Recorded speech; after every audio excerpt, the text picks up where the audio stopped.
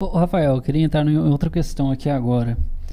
Talvez o problema de algumas religiões, talvez seja o problema, não estou falando que é um problema, seja tantas regras, tantas coisas que precisam ser seguidas para a pessoa ir para o céu ou não, digamos assim.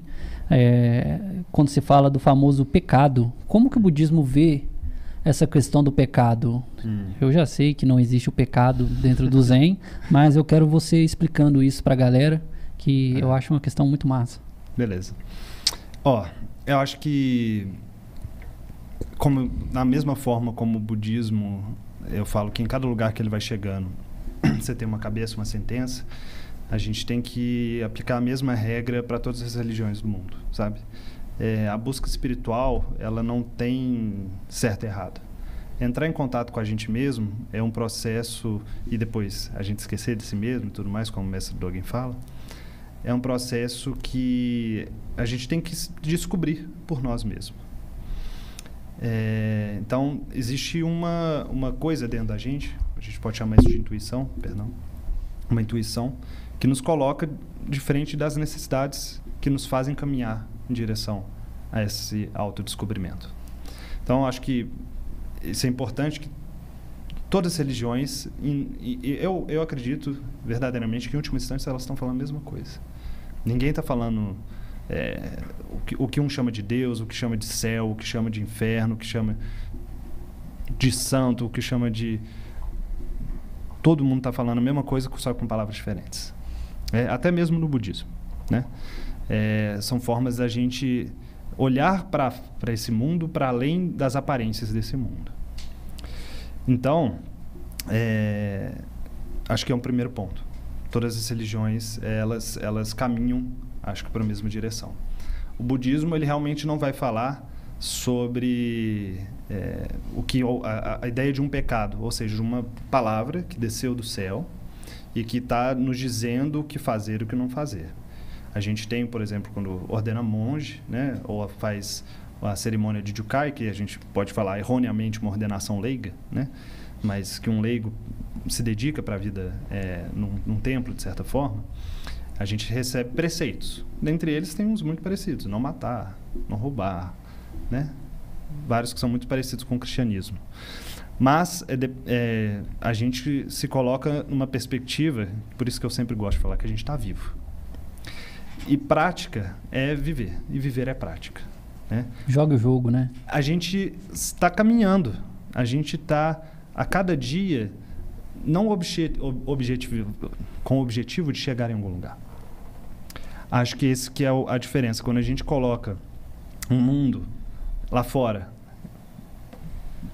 de nós, fora dessa realidade que a gente está e deseja aquilo constantemente, a gente vê um ideal, a gente vê uma ideia, a gente vê um pensamento, a gente não vê a realidade.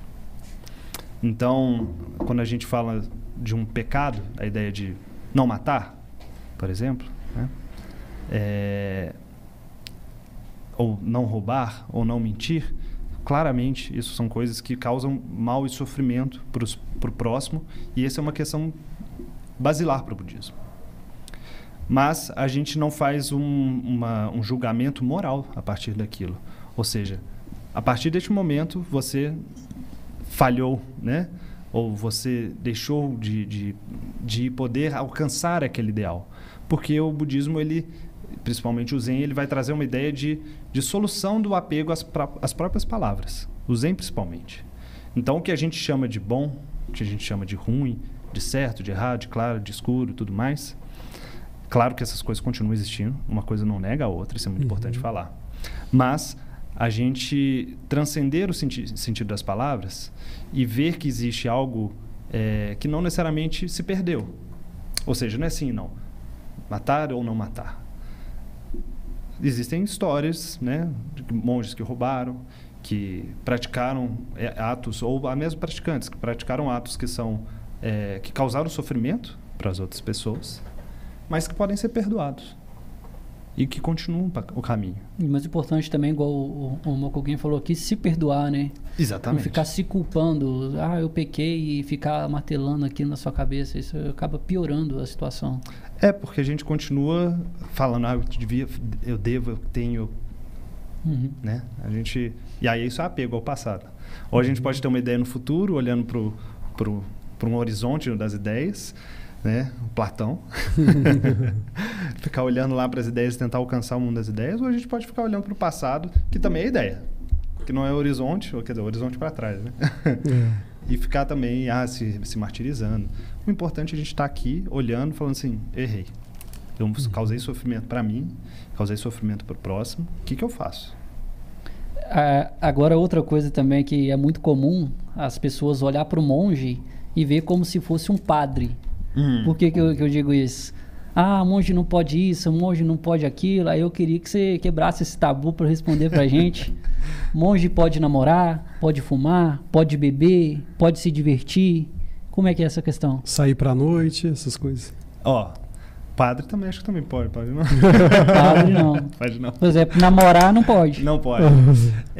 Olha, a gente tem a nossa prática monástica, ela é multifacetada. Seja numa perspectiva ocidental, seja numa perspectiva oriental, seja dentro da perspectiva dentro de um mosteiro de treinamento, seja numa perspectiva na nossa vida mundana comum. Então, como eu disse antes, eu sou advogado, vivo da advocacia, por enquanto. Tenho meus amigos e tudo mais, porque eu estou inserido nesse mundo, né, de que eu preciso continuar ganhando meu salário, eu preciso me divertir, as coisas, o mundo continua girando. A gente fala, que o Mogen-san coloca muito bem, né, o mundo da forma, né, o mundo do relativo. A gente continua vivendo. Agora, a gente também pode se colocar de frente ao mundo absoluto, o mundo de uma prática que a gente pode transcender o prazer ou a ideia de felicidade para além desses prazeres mundanos, a gente pode falar. Mas a gente não dicotomiza, então não vai falar, como eu disse anteriormente, sexo é errado? Não. A ideia que a gente construiu sobre sexo é errada. Sobre álcool é errado. Sobre mentira é errada. A ideia que a gente construiu, uma ideia fixa, uma ideia imutável, não pode. Fez? Não. Agora, em determinado momento, a gente tem que aprofundar nossa prática também. Mas você pode ser budista, você pode beber, você pode se divertir com seus amigos, você pode se divertir com sua namorada. Fazer tchaca-tchaca na buchaca. Pode tchaca-tchaca na buchaca, exatamente. E o monge, quando ele está fora de um templo, de um mosteiro, ele continua vivendo a vida dele comum também. Aí, quando a gente entra, como eu disse, né, para tentar aprofundar nesse absoluto, nessa outra perspectiva... Aí é o desapego, né? Aí a gente larga a mão. Né? A gente fala, inclusive, que a ordenação monástica é o shuke tokudo, né, que é abandonar o lar. A tradução literal é isso, deixar o lar. Então, aí você vai deixar namorada, você vai deixar amigos, você vai deixar pai e mãe, você vai deixar álcool, você vai deixar carne, você vai deixar festa, você vai deixar um tanto de coisa. Mas aí é nesse momento dessa prática específica e tudo mais. Mas também tem monge que vai viver fora de mosteiros e que vai continuar com isso tudo. A gente só não vai colocar, monge bebeu, esse aí é monge fake, não. Essa prática, é isso que você vai passar agora, que você vai estar para viajar para o Japão? Exatamente. Para ficar 1 ou 2 anos lá? É basicamente isso? É basicamente isso, né? Eu estou indo agora 21 de abril, exatamente daqui a um mês. Estou indo para Toshoji, que é um templo no sudoeste do Japão, o Kayama.